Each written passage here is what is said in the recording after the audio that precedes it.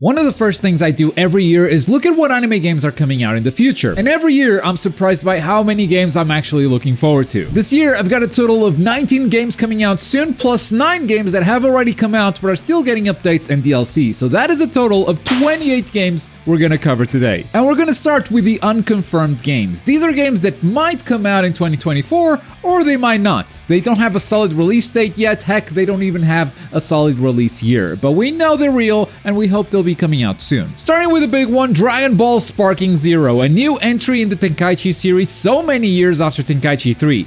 The initial reveal looks fantastic. This is the best that Spike Chunsoft has ever looked, and I can't wait to learn more about it. Is it coming out in 2024? Maybe, maybe not.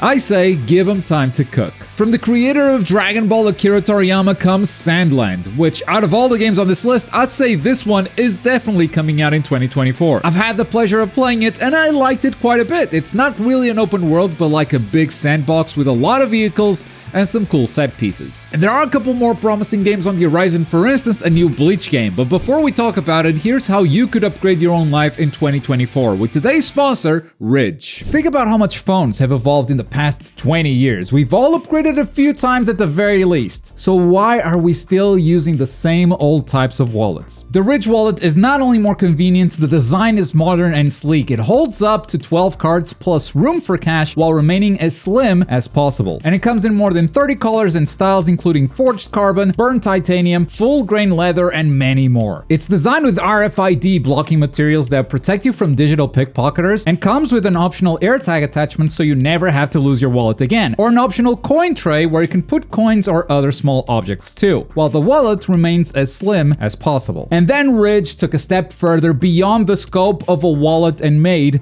the Ridge key case. Capable of securely holding up to 6 keys, preventing them from jingling in your pockets, and offering an even bigger discount if you buy a wallet and a key case together. And if my word and over 2 years of using this wallet as my day-to-day wallet isn't enough to convince you, you can look through the more than 80,000 5-star reviews they have, and even then, Ridge will let you test drive your wallet for free for 99 days. And if you don't love it, you can just send it back for a full refund. And because the wallets are made from very durable materials, they all have a lifetime warranty. It's one wallet for the rest of your life. You will never need another one. So head over to ridge.com/Globku and use code Globku for a 10% discount whenever you're ready to buy one. You support the channel, you get a discount. It's a win-win for everybody, and thank you so much, Ridge, for sponsoring this video. There's a new Bleach game called Bleach Rebirth of Souls. So far, all we have is a trademark. No idea if it's a mobile game, a console game, what genre it is, and who is developing it. All we know is that Shueisha registered the name, so something is in the works. Fingers crossed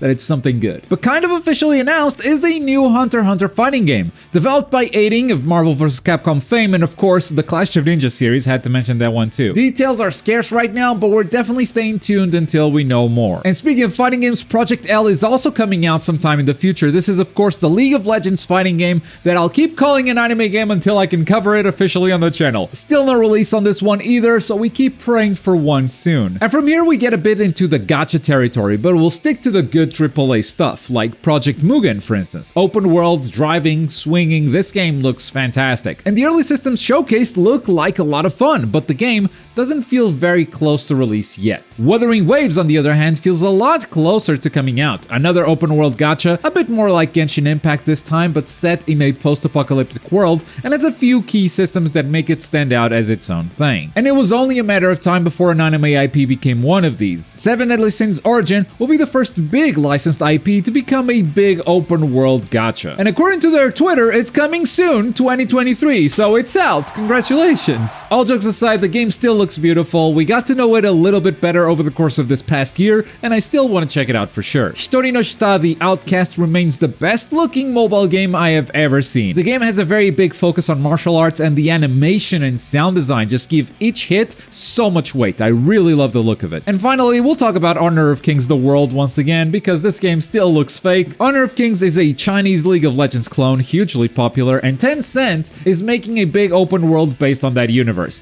That just looks ridiculous, and I won't believe it's real until I actually play it. That's my stance on it. But that's gonna do it for the unconfirmed games. Let's move on to the next section, which is ongoing. These are the games that are already out, but we'll be getting more content in 2024. And first up, we have Naruto. Naruto Shinobi Striker has just started Season 7 with Borushiki, and this year we'll be releasing pre-time skip Gaara and Sasori as DLC as well. There will also be more DLC Jutsu, and who knows, maybe a Season 8 is planned beyond that. Naruto Storm Connections has yet to start its first season of DLC, but should be coming very soon, along with the update that everyone is waiting for, which is custom matchmaking. We'll see if those updates include balance patches and other features that the community needs right now. On the Dragon Ball side of things, Xenoverse 2 is still getting updated in 2024. We don't know what exactly they'll update it with, but they did tease new scenarios and characters and gave us this little silhouette, so you can start guessing who that is. Dragon Ball The Breakers will be adding crossplay very soon, and they have actually released all the DLC they had promised so far. But crossplay seems like a big deal to just update the game and then drop it, so I bet we'll see something else coming out of this. Dragon Ball Z Kakarot has yet to wrap up its second season of DLC. Rumor has it that after the World Martial Arts Tournament update that we got, we are gonna get the end of Dragon Ball Z. Like, that's the next DLC arc. That's very small in the show, so I'm definitely curious to see what they do with it if it turns out to be true.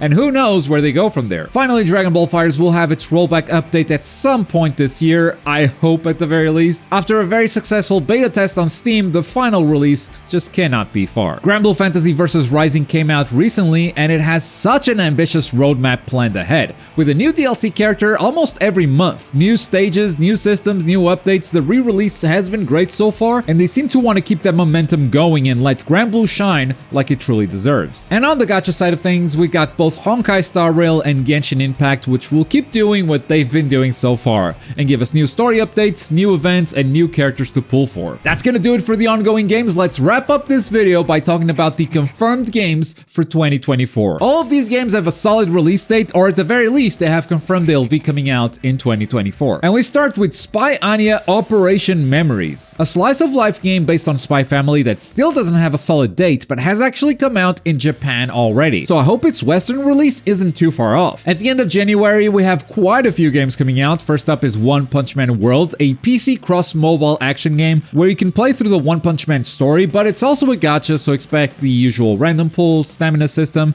and hundreds of currencies and whatnot. On the other hand, Granblue Fantasy Relink is more of a traditional console game. It's a single-player action RPG with a pretty robust co-op system where you can go around the world with friends doing different missions, which are usually about defeating giant bosses with a Granblue cast of characters. Looks great.